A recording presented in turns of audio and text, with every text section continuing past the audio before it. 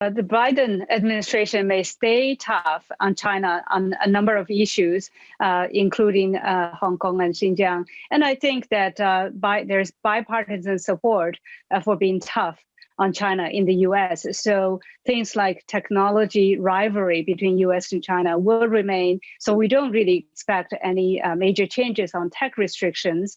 I think Biden will continue to try to attract more jobs back to the U.S. as well. However, that said, Biden administration will likely be more of a rules-based, multilateral kind of take that kind of approach. So there could be more channels for discussion, as you mentioned. Maybe also they would focus less on numeric import targets and more on structural issues such as IP protection and leveling playing fields in China.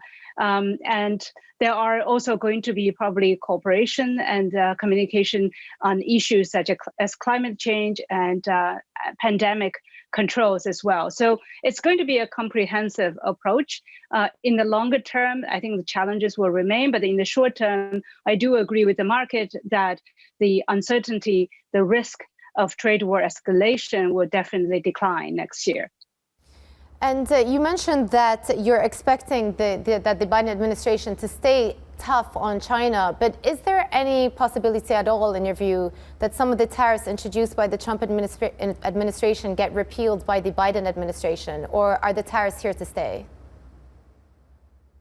I think for the time being, the tariffs probably will be here to stay. I don't really expect the Biden administration to spend the initial few months focusing on U.S. China relations, more probably about pandemic control and reviving the U.S. economy. And both sides may want to renegotiate a trade deal, but that's going to take some time. So for the time being, we don't expect any repeal of the tariffs in 2021. Now, switching to China economics, we had some trade data today showing very, very strong resilience in China exports. Exports growing at the fastest pace in 19 months, smashing market expectations of where it would come in. Is it fair to say that China is now benefiting from having dealt with COVID earlier on in the year, and that in a relatively position to the rest of the world, China is actually in a better position? Yes, absolutely. I think that China was hit quite hard in the first quarter. Export actually collapsed. But after the situation was more or less under control, then the production chain became, all come back online. And so there's a resilience. And of course, there's also a lot of production in China. So it has the complete supply chain, if you will, in some of the areas resilient. For example, electronic products and also medical supplies, facial masks, and so on. Those two items are actually driving the strength in China's exports. In the last couple of months, though, I think global demand has recovered somewhat as activities normalized. So China's exports in traditional areas has also started to recover. Of course, now the risk is that Europe is entering a new period of lockdown. So there is a bit of a downside risk to export in the next few months.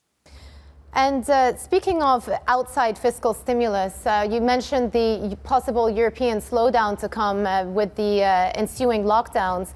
But what about come January? There is a runoff for the Senate in the U.S. There's still a possibility that the Senate could turn blue.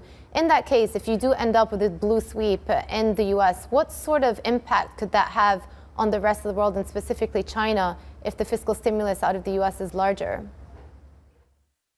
Yeah, that's a great question. I think the U.S. size of the fiscal stimulus in the U.S. really depends on whether the Congress is controlled by one party with the president. If the blue wave actually materialized, UBS expect 1.5 trillion of fiscal stimulus, and that's really huge. That's going to get U.S. growth above 5%, and China's growth in that case will be above 8% in our expectation.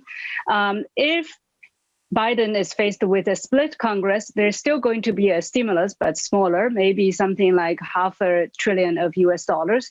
And U.S. growth and global growth, of course, still would recover next year. In that case, China's growth will be mainly led by domestic consumption, but also robust exports. In that case, we expect 7.5% growth. So either way, I think China's growth growth recovery will continue next year.